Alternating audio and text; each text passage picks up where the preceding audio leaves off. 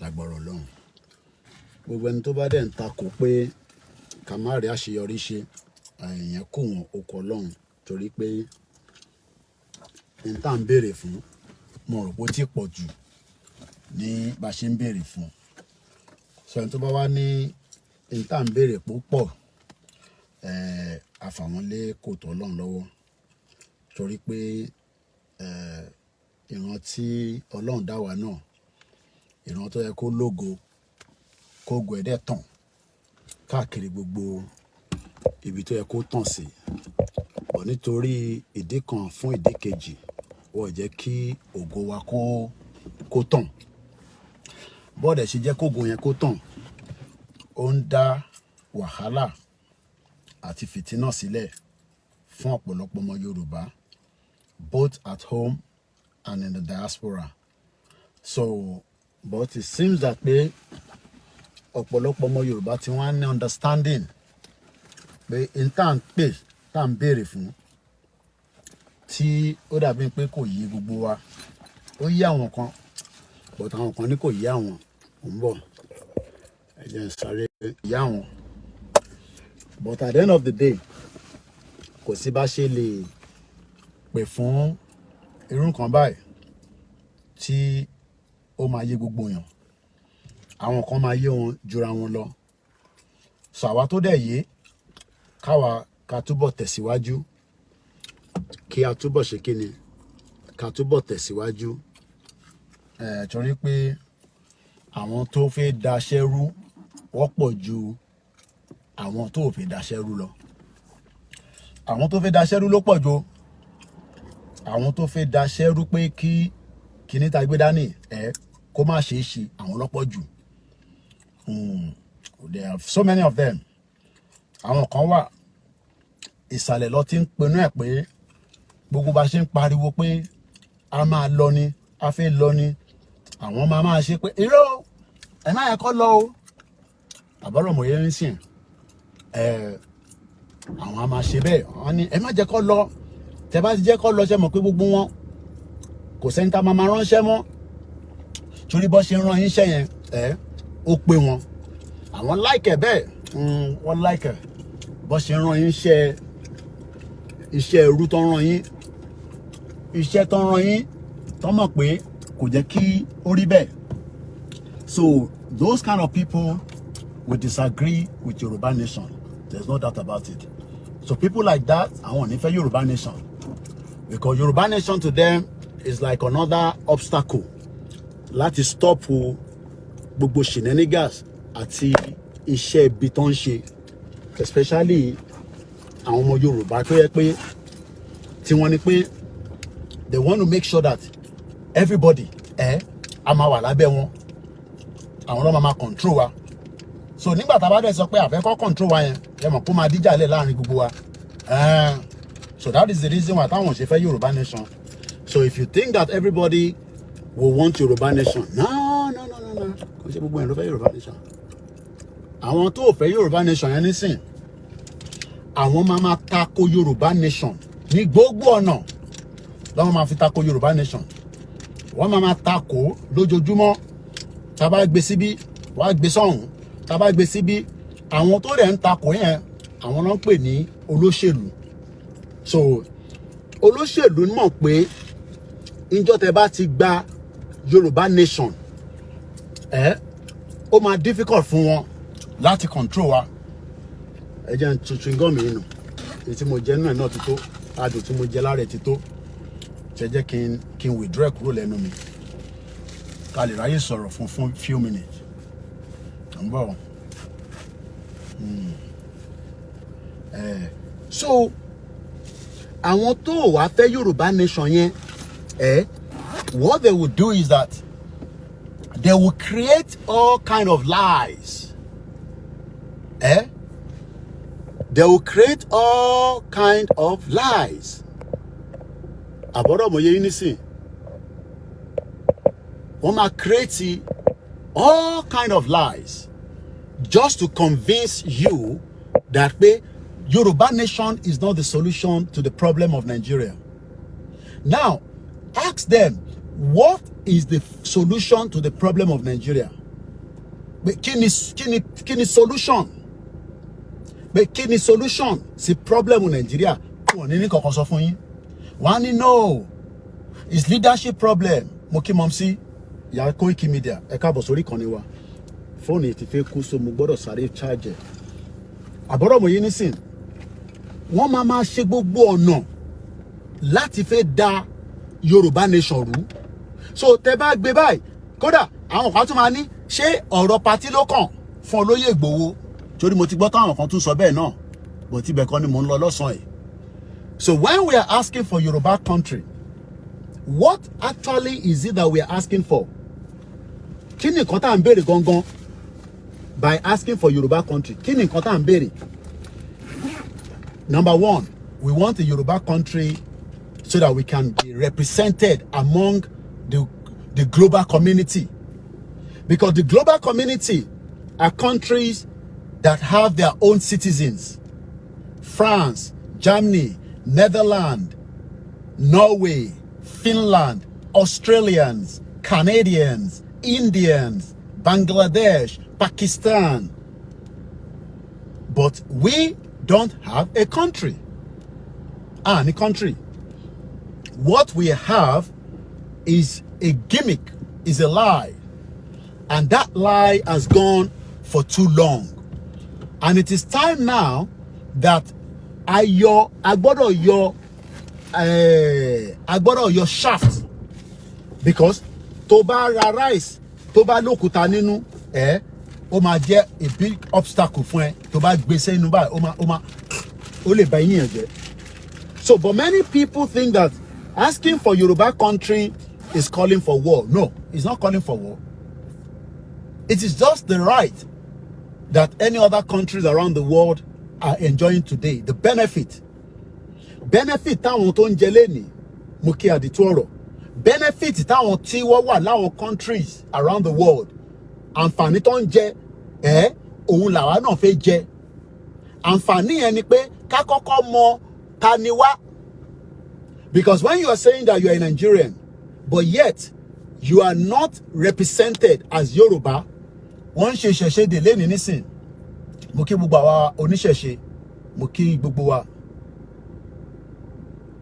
Àbọ̀rọ̀ mọ̀ yé nísìn. Nígbà tí a bá máa ń béèrè pé irú ìṣẹ̀ṣe yẹn nísìn, kò ń ṣe tí a ṣe máa bẹ governor tó bá jẹ́ pa ti ní country tiwa. It becomes part and parcel of who we are. But one thing is that many Nigerians believe that by remaining in Nigeria, it will bring out the true identity of you. It will not bring your true identity. You will not gain your true identity should we remain Nigerians. And that is the reason why we have freedom. And when we ask for freedom, also, we are not calling Pafe Daduru. No.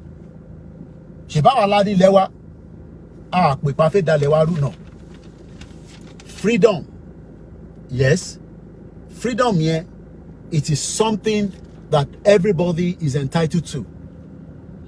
Bí ọmọ Yorùbá ṣe wà entitled sí, ọmọ Biafra wà entitled sí, ọmọ Hausa wà entitled sí, kódà àwọn ẹ̀yà tó kù náà, àwọn náà wà kíni, wọ́n wà entitled. But ṣé bá mọ̀ tó ṣẹlẹ̀ ni pé every 4 years, tá bá lọ ń ṣe election, a máa select láàrin Hausa, a máa select láàrin Igbo, a máa select láàrin àwọn ẹ̀yà tó jẹ́ ọmọ Nàìjíríà.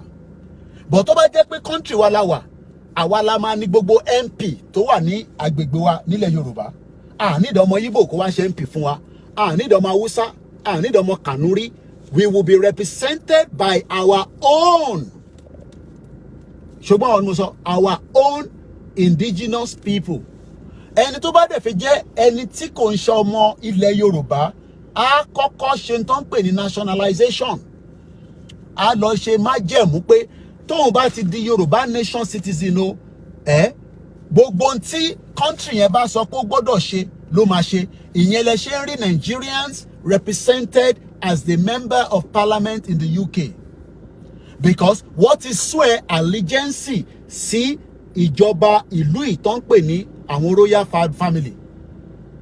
Whether bí King Charles bá ṣaláìsí lẹ́nìí ẹni tó máa jẹ lẹ́yìn ẹ̀ what is swear allegiance sí, that is what your passport means, your British passport.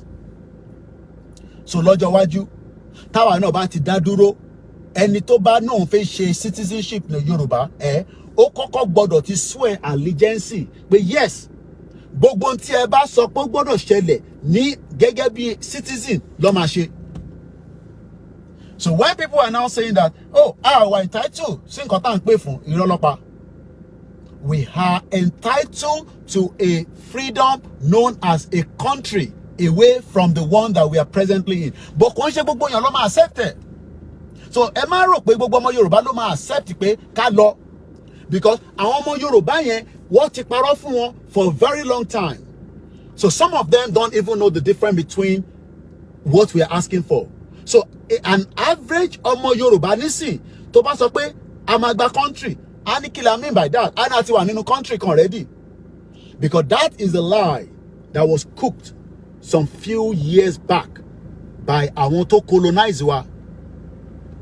The lie is pé a ti wà nínú country tó ń pè Nigeria, but Nigeria itself was a project. Wòlíì mọ̀ tẹ́ bá gbọ́ prophet Tibetan wàá máa sọ ní gbogbo gbà pé Nigeria ti expire ní 2014. Ẹ gbọ́ tí bàbá Ezekiel tó sọ pé àsíá mẹ́ta máa jáde nínú Nigeria. Ẹ gbọ́ tí bàbá prophet Adébáyọ̀ tó ń sọ pé Yorùbá ó gbọ́dọ̀ dá dúró gẹ́gẹ́ bí orílẹ̀-èdè. Now tó bá jẹ́ pé tòótọ́ ni Nigeria as a country, kí ló dé tí gbogbo àwọn ọ̀rọ̀ yẹn tó ń yọ jáde? Kí ló dé tí gbogbo àwọn ọ̀rọ̀ yẹn tó ń yọ jáde tó yẹ pé wọ́n ṣe stick pé Nigeria gangan ni country? Because everybody mọ̀ pé Nigeria ò kì í ṣe country. The international community knows, United Nations mọ̀ bí tí ilẹ̀ Yorùbá ń bẹ kó tó di pé wọ́n amalgamate Nigeria. So can British unbundle the amalgamation? Yes, wọ́n lè ṣe.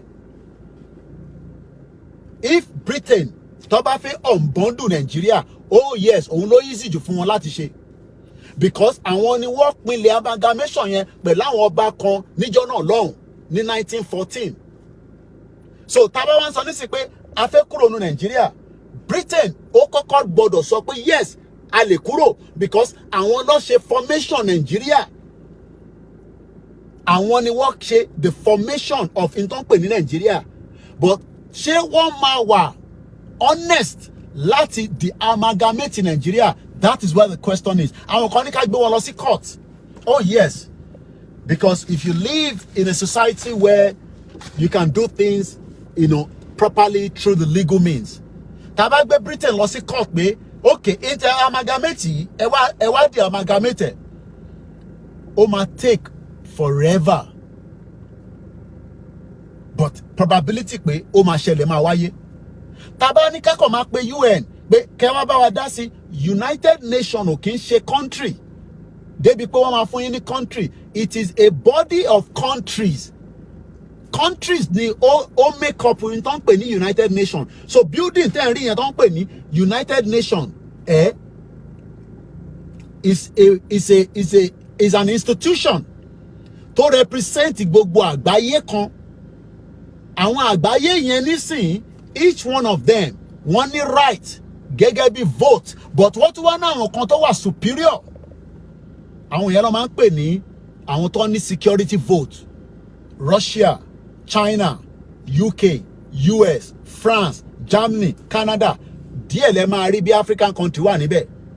Tó bá jẹ́ pé Nigeria jẹ́ country tó ní kìmí, ó jẹ́ kí Nigeria wà lórí United Nations Security Council.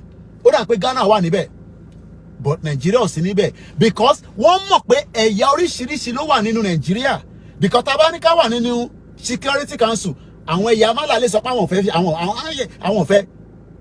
So it has always been a non-country. Lóòótọ́ Nigeria wà nínú UN because nígbà tí wọ́n fún wa ní independent, Nigeria apply fún United Nations membership.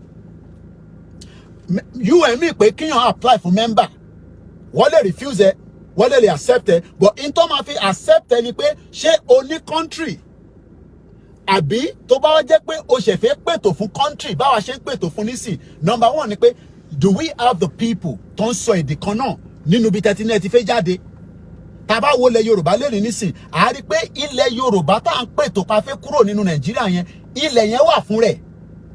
Ara tí UN need nìyẹn. Ẹ gbọ́dọ̀ ní territory. Tẹ́ ẹ bá ní territory, ẹ lè sọ pé fẹ́ gba country because oríbo lẹ ti fẹ́ máa govern. Àwa nísìn á ní territory, but Nàìjíríà ni wọ́n gbélé lórí, àwa gangan la ní territory yẹn, ìyẹn ni bàbá Awólọ́wọ̀ ṣe sọ pé Nigeria is a mere geographical location. Okay, ẹ sọ ilẹ̀ Nàìjíríà fún mi. Níbo ni ilẹ̀ Nàìjíríà wà? Níbo ni ilẹ̀ ni wọ́n sọ, ilẹ̀ tẹ́ ń kọ́lé sí, orí ilẹ̀ ni mo dúró báyìí nísìn. Orí ilẹ̀ ni mọ́tò yìí wà. Ibo ni ilẹ̀ Nàìjíríà wà gangan? Ibo ló ń pè ní ilẹ̀ Nàìjíríà? Tá bá sọ pé Nàìjíríà, níbo ni ilẹ̀ wà? Ibo la fẹ́ sọ pé ilẹ̀ Nàìjíríà, pé ibi báyìí ní Kánò ibẹ̀ ẹni ilẹ̀ wà o. Ṣé Ọ̀yọ́ state ní ilẹ̀ Nàìjíríà? Ṣé ẹja bẹ̀rẹ̀ báyìí? Ṣé Kwara state ní ilẹ̀ Nàìjíríà? Ìyẹn number one.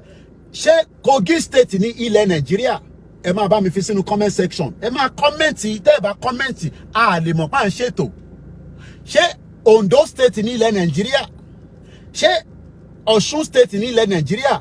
Ṣé Ọ̀yọ́ state ní ilẹ̀ Nàìjíríà? Ṣé Ogun state ní ilẹ̀ Nàìjíríà? Ṣé Ekiti state ní ilẹ̀ Nàìjíríà? Ṣé Lagos state ní ilẹ̀ Nàìjíríà? 8 states yẹn àwa ni a nílẹ̀ yẹn, but Britain wá gbé orúkọ mi lé lórí. Ṣé ọ̀rọ̀ yẹn yé yín nísìn? Ilẹ̀ gangan because nígbà tí Britain máa dé, wọ́n bá ilẹ̀ yẹn pé Nàìjíríà ni, wọ́n bá as ilẹ̀ Yorùbá, Ọ̀yọ́ empire. Wọ́n bá ní Nàìjíríà.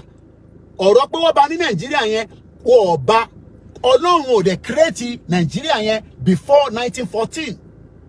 Lord Lugard òun ló ṣe wá make that pronunciation Nigeria Niger area. He was the one that made that process. Pẹ̀lú àwọn tọ́jọ́ ṣètò ẹ̀. So níbo ni Nigeria, níbo ni, where is the land that Nigeria owns? Níbo ni ilẹ̀ yẹn wà? Ẹ ṣé gan bàbá wa Akeem Olúdáre. Níbo ni ilẹ̀, the land that Nigeria owns, where is the land? Okay, mo fẹ́ ra ilẹ̀ nínú Nigeria. Ẹ bá mi wá ilẹ̀, mo fẹ́ ra ilẹ̀, but mo fẹ́ ra sí orí ilẹ̀ Yorùbá, mo fẹ́ ra sí orí ilẹ̀ Nigeria. Where ni ibo ni ma ti rà? Can I purchase a land in Nigeria? You cannot purchase a land in Nigeria. You have to purchase a land in either the east or the north, the middle belt or the southwest. So you cannot say you want to buy a land in Nigeria. What land are you buying? You are not buying any land in Nigeria. You are buying land from Yoruba land. And that is why I want to say àwọn làwọn nílẹ̀ Yorùbá. Lè sọ pé ilẹ̀ nílẹ̀ Yorùbá, because Yoruba land belongs to us. It doesn't belong to anybody. Kò ń ṣe ọmọ Igbo ló nílẹ̀ Yorùbá. They can claim àwọn kọ́ because èmi náà lè lọ claim ilẹ̀ Igbo. This is where the UN comes in. This is where the United Nations wants to know what are the criterias. Kini criterias perfect by country, because UN is not going to give you the country. So UN any country. They are not going to give you any country. The United Nations is not to give a country, but they have the criterias. To bá fẹ́ apply for UK visa, only criterias. To bá fẹ́ apply for Saudi visa, only criterias. Do we have the criterias for a country? What are the criterias? First, you must have the people that speaks the same language. Ṣé anibi kan nílẹ̀ Nigeria ò nílẹ̀, but ṣé anibi kan nílẹ̀ Yorùbá tí wọ́n sọ èdè kan náà? Kódà tí Ekiti bá ń sọ Ekiti, tí dialect wọn yàtọ̀ sí ti Ìjẹ̀bú, but we are still Yorùbás. Tí Ondo bá ń sọ èdè wọn, tí ọmọ Lagos ò bá gbọ́, but ọmọ Yorùbá ṣì ni wọ́n. That means that we have the people to start with. That is the first criteria. But of a country, the first criteria is the people. Now, are these people speaking the same language? Are they the same culture? Are they the same, people in terms of tradition? And celebrate Ìṣẹ̀ṣe de lẹ́ni nísìn, regardless of our Christianity and the Islam in Yoruba land. Gbogbo ọmọ Yorùbá mọ̀ pé Ìṣẹ̀ṣe yẹn ó wá láti origin kan tó ń pè ní origin wa. That means that ó di méjì. Now, do we have the land? We have the land. So now when people are saying that ní right láti béèrè fún criteria lọ́wọ́, criteria tí UN gbé síta. The criteria says it's simple. Self-determination is an inalienable right of the people that have a land, that speaks the same language, that have the same culture. Tí ẹ̀yà wọn dàbí ara wọn, a kì í ṣe Igbo. Ẹ̀yà wa yàtọ̀ sí Igbo, a kì í ṣe Hausa, a kì í ṣe Fulani. So that shows that we have the right to ask for a country. And that's exactly what we are doing right now. So when those that are castigating and saying, no, any right, ẹ má pè fún Yoruba nation, the question you should ask them is, tá a bá pè fún Yoruba nation, what should we be calling for? Àwọn kan ní no, ẹ má pè fún regional government. Well, regional government was destroyed. Wọ́n jẹ́ kí regional government coexist because the foundation of the regional government were faulty. Even though gbogbo àwọn tí Britain colonize títí di wákàtí gbogbo wọn ló ń lo regional. Nigeria nìkan ni kò lo regional mọ́ because wọ́n mọ̀ọ́mọ̀ dàrú, wọ́n mọ̀ọ́mọ̀ yọ break kúrò lẹ́sẹ̀, àwa ń jà lọ free. So this means that United Nations accept the Yorubas to apply for their own independent country. But that does not guarantee that the country tẹ́ wà nínú ẹ̀ tó yálẹ̀ wá lò, because Nigeria ló ń yá ilẹ̀ wá lò. So when people who are state government tó ń gbé ní Ọ̀yọ́ state, because local government gbọ́dọ̀ mọ̀ pé bishop go bá rán my sí school kódà wọ́n gbọ́dọ̀ pè lẹ́jọ́. That is how it is done here. Local government ló wà in charge, àwọn tí wọ́n wà ní locality yẹn wọ́n ti mọ̀ pọ́kẹ́ ibi tí mo wà nísìn, àdúgbò tí mo wà yìí ni wọ́n pè ní Luton. So ní Luton yìí nísìn, ní each of the local government wọ́n mọ iye àwọn ọmọ tó bí, because tó bá ti ń bímọ sí hospital tó lọ register ọmọ yẹn, wọ́n mọ̀ pé ọmọ yẹn ti ń gbé ládùúgbò yìí torí pé ó ti inform council máa wá make sure pé wọ́n wá ń tọ́jú ọmọ yẹn. Ìyí tó bá wá ní owó tí kò jẹ́ pé kò ní kankan, ẹ̀tọ́ local government ni láti tọ́jú ẹ̀. Ìyẹn ló máa ń sọ pé government property.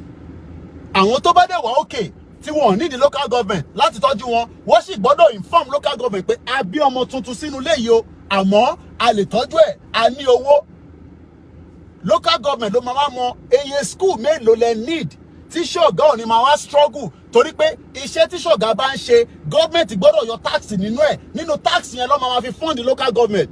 But whether tẹ̀sán tax tẹ̀sán tax, Nigeria ò lè work because the whole system tí Lagos State bí Dr. Aliu ṣe máa ń ṣàlàyé, bí Lagos State bá pawó gidi wọlé based on the resources tó ń wọlé nínú Lagos State, wàá divide, wàá gbé lọ, no, wàá kọ́kọ́ gbogbo ẹ̀, wàá kó lọ sí federal, wàá kó lọ sí center.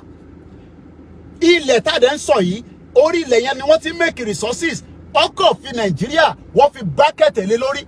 So tó bá sọ pé Apapa Port does not belong to Nigeria, it belongs to Yoruba people. Ibi tó yẹ kí wọ́n ti máa fi tọ́jú ọmọ Yorùbá nìyẹn. Ondo State ó lómi lọ́wọ́, ó ní epo, ibi tó yẹ kó máa fi tọ́jú wa nìyẹn. Local government tó ń bẹ ní Ọ̀yọ́ State ó yẹ kó máa fi tọ́jú gbogbo wa through tourism. This is how you now generate your resources to become income. Ìyẹn la ṣe máa lo GDP.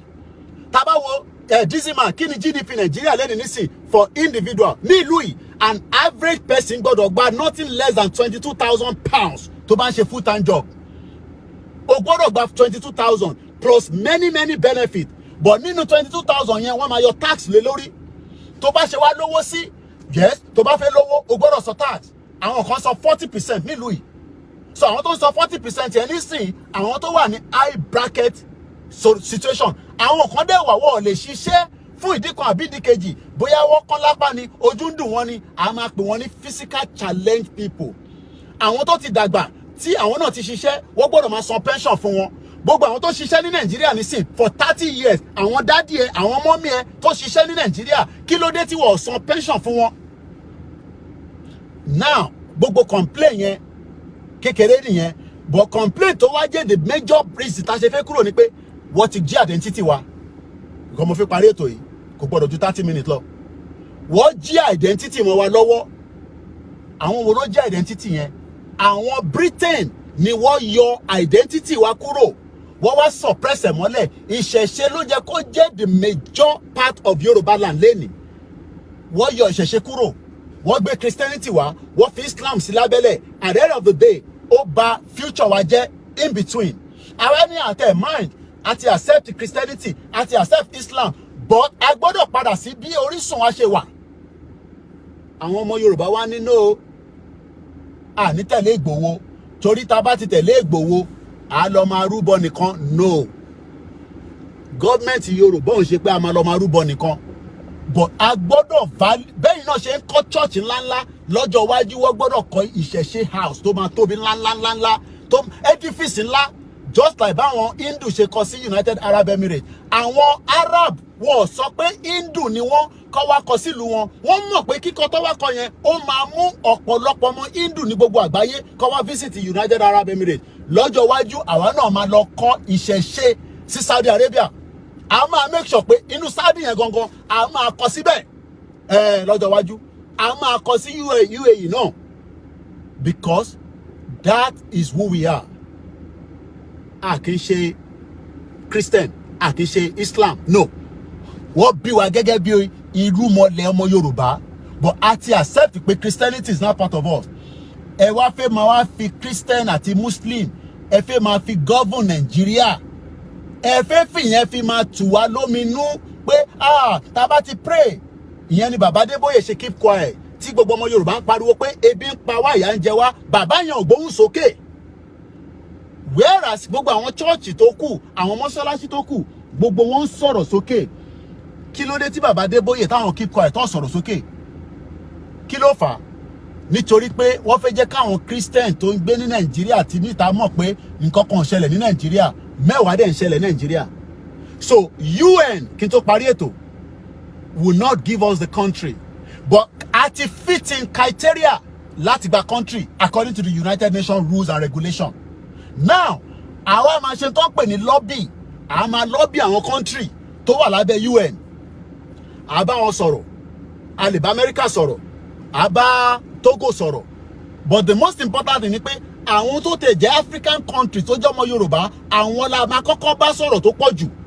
Nítorí pé èyí tó bá ti jẹ́ member UN as a country lọ́wọ́lọ́wọ́ nísìn, tó bá ti lè endorse wa, that's one point.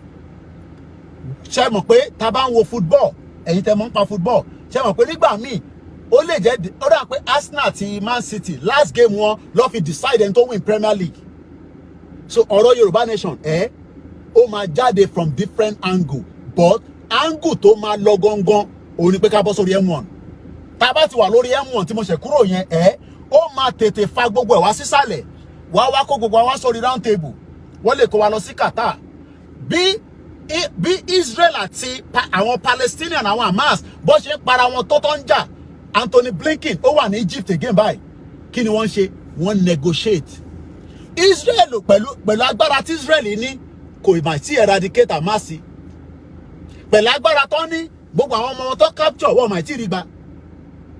Kódà mẹ́fà nú àwọn ọmọ tí ó jẹ́ ọmọ Israel tí Hamas capture ní October 7 last year, ó máa pé ọdún kan in another few months. Mẹ́fà tuntun kúnnú ẹ̀. Israel dẹ̀ fẹ́ gba àwọn ọmọ wọn padà, but Hamas sọ pé tẹ́ bá máa gba àwọn ọmọ wọn padà, a máa negotiate ni. Israel dẹ̀ ní agbára ju Hamas lọ, because wọ́n ní gbogbo èròjà.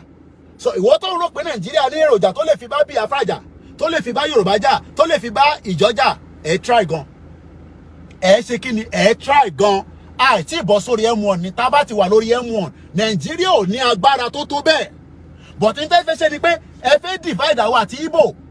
Àwa àti Igbo tó fẹ́ lọ, kò ń ṣe Igbo Peter Obi ó lé o. Torí Peter Obi kò ní jẹ́ president Nàìjíríà tí Nàìjíríà máa fi pín. Ó ń tọrẹ ni. But Igbo tó náà fẹ́ lọ, tí gbogbo wa dẹ̀ mọ̀ pé àwọn fẹ́ lọ, kí ló dé tí gbogbo ọjọ́ ṣe sọwọ́ papọ̀ kájọ kúrò ní Nàìjíríà?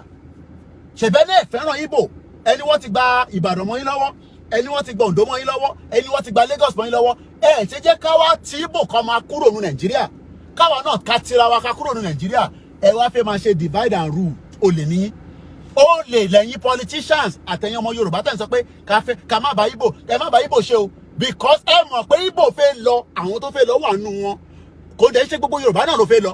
So ẹ lè blame Igbo tó lọ, kẹ́ wá máa ní pé Yorùbá tó fẹ́ lọ náà, ní blame wọn. It is vice versa. Yorùbá tó fẹ́ lọ àti Igbo tó fẹ́ lọ wọ́n wà. Wọ́n fẹ́ ṣe wà wọ́n Nàìjíríà. But èyí tó fẹ́ lọ tá rí pé wọ́n fẹ́ lọ kí ló dé tá àjọ sowọ́ papọ̀ kájọ push Nàìjíríà kó divide ẹ wá fẹ́ wá divide àwa tájọ ń ṣe ẹ wá máa sọ fún wa ẹ má bá Ìgbò ṣe o ẹ má bá àwọn Ìgbò ṣe irọ́ lẹ pa a máa bá Ìgbò ṣe ẹni bá fẹ́ kú kó kú nu yín ẹni bá fẹ́ já sómi kó já sómi àjọ máa bá Ìgbò ṣe a máa bá Ìgbò ṣe yẹn kò mí pé àjọ máa lọ ṣèjọba no wọ́n máa ṣèjọba tiwọn àwa náà máa ṣèjọba tiwa wọ́n máa run government tiwọn àwa náà máa run government tiwa a máa jẹ́ neighbors ni àbọ̀rọ̀ mọ̀ yẹn nísìn but for the fact that they want to go kí ló dé tàjẹ́ kọ́ lọ and before we find out to go ẹ sọ fún Tinubu pé tó bá jẹ́ kó serious kó gbé constitution Nigeria kó já wálẹ̀ the 1999 constitution ẹ sọ fún Jagaban pé kó gbé wálẹ̀ kí ló dé tó ń pẹ́ tó sì ń govern wa lórí constitution yẹn Ọbásanjọ́ gan ti accept pé constitution yẹn fraud ni Ọbásanjọ́ OBJ òun gan ti accept Gowon lè má accept because olórí burúkú làwọn yẹn Fúlàní ni wọ́n Abdulsalam lè má accept bomb bastard ni wọ́n Babangida lè má accept but for the fact that pé gbogbo ọmọ Yorùbá ní Tinubu máa rí ṣe kò lè rí ṣe because if we continue to use the fraudulent 1999 constitution we are going nowhere. Koikimedia bringing the work closer to your doorstep. Igbowo Òòṣà Irúmọlẹ̀ mo kí ẹ Bàbá Kítóyè mo kí yín Ọ̀túnba Démọ́lá YSDM ẹni tó ti ìdáwó ẹwà ọ̀ràn mi yàn ẹ̀ tó dẹ̀ ń gbọ́ tá a dẹ̀ ń sọ mo mọ reason tẹ́ ṣe fẹ́ da ó wà important now mo ti communicate pẹ̀lú àwọn tí wọ́n bá wa ṣe flag èyí tá a ṣe last wọ́n ti ẹ mọ̀ pé inflation ti wà wọ́n ti fún mi ní new figure a máa lórí ètò tiwa ni o this is for ẹ̀yin tẹ́ jẹ́ Koikimedia base ẹ̀yin tẹ́ jẹ́ fans a máa padà sí ṣe flags wa a fẹ́ padà sórí ẹ̀ so tá bá máa ṣe flags yẹn ẹ wá sọ mélòó lẹ́yìn fẹ́ ṣe fún àwọn tó wà nídìílé yín àwọn tó wà ní constituency yín àwọn tó wà ní agboolé yín àwọn tó wà ní state yín minimum of 500 pieces lẹ máa ṣe tẹ́ bá ti wá ṣe flag yẹn tó bá ti ready èmi á wá deliver dé ibi tẹ́ fẹ́ kó dé ní state yín in tó bá wá fún wọn tó bá fẹ́ fi ṣe ẹ̀yin á wá máa ṣètò yẹn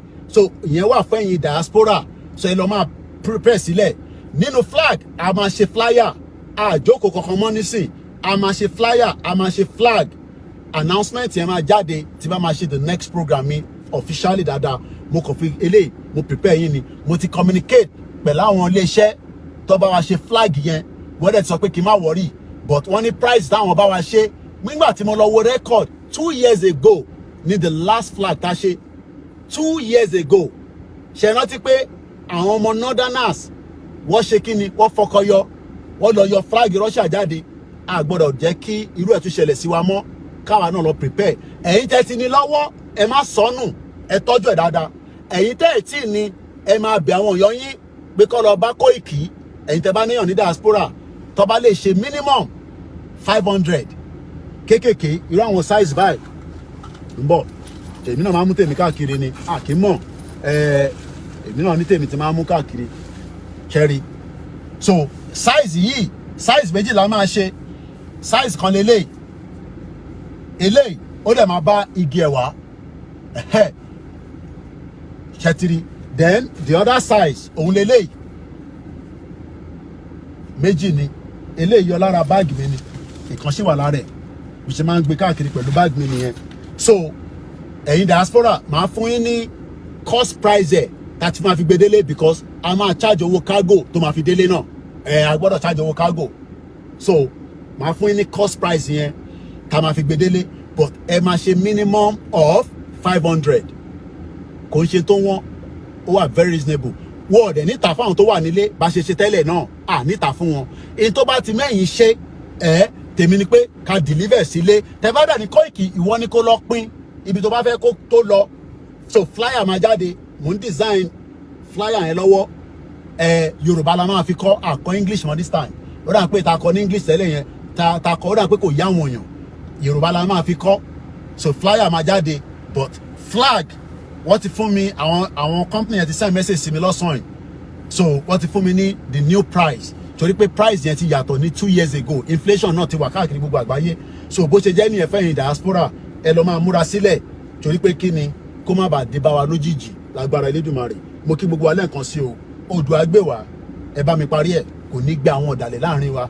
Gbogbo àwọn ọ̀dàlẹ̀ tó fẹ́ da ìrìn àjò yìí rú afàyín lọ́lọ́run lọ́wọ́. Ẹ̀yin tẹ́ fẹ́ da ìrìn àjò yìí rú aṣekíni afàyín lọ́lọ́run lọ́wọ́. Mo ní sọ jù bẹ́ẹ̀ lọ.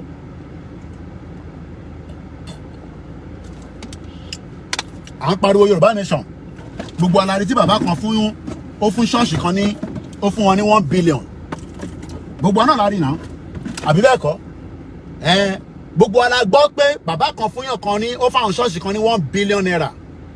Àbí bẹ́ẹ̀ kọ́? Ìyẹn pé àwọn wọn ní ṣe èyí tẹ̀yìn fẹ́ yẹn. So ẹ̀yin tẹ́jọ́ ọmọ Yorùbá ẹ la etí yín dáadáa. Wọ́n fẹ́ jẹ́ kẹ́ gùnkè sókè rárá. Wọ́n fẹ́ máa tẹ̀yìn mọ́lẹ̀. Wọ́n fẹ́ máa rì yín mọ́lẹ̀. Wọ́n fẹ́ jẹ́ kí ògo wa kó jáde. Torí wọ́n mọ̀ pé tó ògo wa bá ti jáde need the church kẹ́tó rí ayé gbé. Ẹ need the environment tó ń ṣiṣẹ́. Ẹ need the local government tó ń ṣiṣẹ́. Ẹ need the ilé tó ń ṣiṣẹ́. That's all you need. Yoruba nation, no going back. My name is OLAYOMI KOIKI. You've been watching the live transmission on the short one. Igbowo Sha. Hashtag àwọn ọmọ Igbowo. Bá ṣe ń wọ káàkiri nìyẹn. Mo kí gbogbo wa lẹ́ẹ̀kan sí o. Ìyá wa kan pè mí láti state kan ní America. Ẹni tó bá wà ní Maryland tí ó lè bá mi gba nǹkan ní Maryland. Ìyá yẹn ní àwọn aṣọ Yorùbá nation kan tó pọ̀ lọ́wọ́ tó fi gbé fún wa ká lò ní October. Mo bẹ̀ wá. Tabarẹ́ni tó lè support is more than 100 pieces. So wọ́n ti pè mí lánàá. But I need kí aṣọ yẹn kó dé London. So ẹ pè mí. So tabarẹ́ni tó máa bá wa gbé wá ká lè ní kó bá wa gbé lọ Chicago. Kó sọ iye tó máa jẹ́ ní DHL. But àwa la máa láti sanwó ẹ̀. Ẹni tó fẹ́ fún wa láṣọ àtúlẹ̀ brand new ní o different sizes. Wọ́n ti pè mí láti America, láti Maryland. Pé Koiki aṣọ wà nílẹ̀ different sizes. You know, big, small, medium. But a fẹ́ kẹ́ lò ní October ní London. So mo bẹ̀ wá, ẹ ràn wá lọ́wọ́. Iṣẹ́ pọ̀ tá fẹ́ ṣe, ẹ ràn platform yìí lọ́wọ́ ká lè kick back. Torí pé àwọn tó pè mí ti sẹ́ pé àwọn ti ready. Àwọn fẹ́ bọ́ sójú títì padà. Ọlọ́run fún gbogbo wa ṣe. Mo ní sọ jù bẹ́ẹ̀ lọ for now. Koikimedia bringing the world closer to your doorstep. Have a very good afternoon and enjoy the rest of the weather. Ẹ̀yin tẹ́ wà ní UK. Ẹ máa mú mi dáadáa ẹ̀yin àgbàlagbà wa. Gbogbo ẹ̀yin tẹ́ fẹ́ ra ticket fún dinner. Ticket ṣì wà available. Wọ́n ti rà ní Leicester, Manchester. Wọ́n ti rà ní Birmingham. Ìyá wa kan ti sanwó tí wọ́n ní Newcastle lánàá. Friday 11th la máa ṣe dinner. Àwa ṣe rally níjọ́ Saturday. Àwa lọ sí Manchester níjọ́ Sunday lágbára Ọlọ́run. Kọ́lọ́n kó ṣọ́ wa dìgbà yẹn lọ. Mo kí gbogbo wa lẹ́ẹ̀kan sí o.